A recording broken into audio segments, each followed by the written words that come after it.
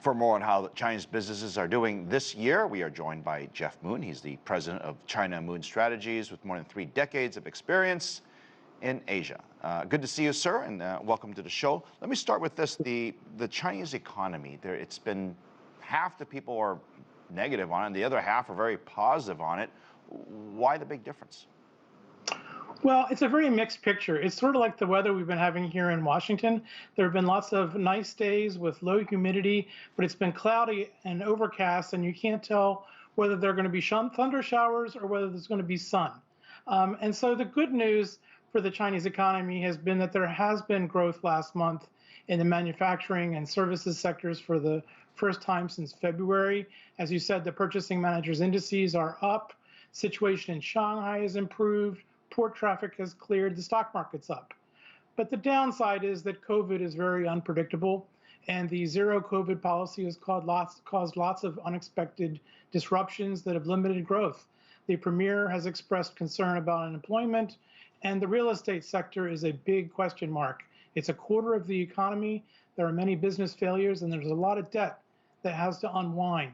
So it's really not clear, despite the positive trend this past month, which way we're going forward. Right. The rest of the world is experiencing this bounce in inflation, and some of that is being attributed to the disruptions caused by supply chain issues related to China. And as that loosens up, is it possible there's so much pent-up demand from the supply chain restrictions that ultimately is a long-term positive for China regardless of COVID?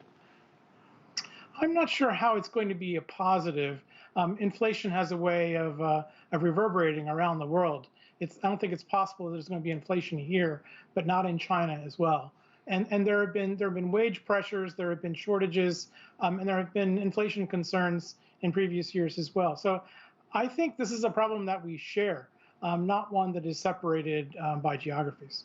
We also have obviously the interest rates, and as you know, the world is increasing interest rates to fight inflation, and that is essentially the cost of money that could be used for investment. And whether it hurts the United States or Asia, that's a big pool of global money that's going to be, I guess, more expensive. And is that ultimately a negative or a positive for China?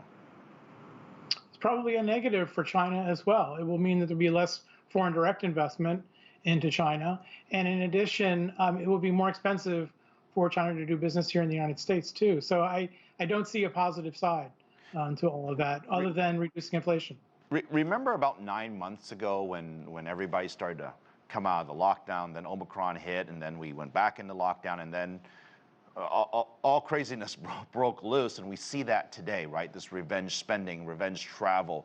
And with China now opening up their sort of reversing the lockdowns, they're basically where we were maybe 5-6 months ago. And if it follows the same path, they're going to get a huge explosion of people pent up that want to go do stuff and buy stuff. I'm not sure I agree with you. There has been some relaxation in policy, but yesterday Xi Jinping was in Wuhan and said that the zero COVID policy is here to stay, that if China had adopted the herd immunity policy, the country would have faced catastrophic consequences. So I think there's a very different approach, and there's going to be a very different impact in China. And I think in the West, there is widespread fear that there will be more COVID to come in China that will be unpredictable, and that the impact will be very unfavorable as well. So I don't know that I see things quite the same way. Right. And if that's the case, we've got 4 or 5 months till the end of the year, maybe 6 months to go. We're about the halfway mark now. What would you like to see in Shanghai or Beijing and in major hubs that would give you confidence that that is the sort of the correct path to getting sustainable economic growth? Well, I'm not a doctor. I can't recommend things about COVID, but I think there needs to be a rethink of the zero COVID policy. I think that the changes in the quarantine policy are probably a good thing.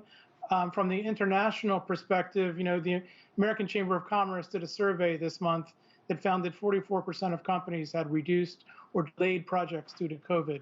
And there is a migration of foreigners that time and contributed into U.S.-China trade that are leaving permanently because of the current conditions. Right. So I really think that the Chinese government could really think some policies. Jeff Moon, appreciate your analysis on this. Just fantastic thoughts. China Moon Strategies, Jeff Moon, thank you very much.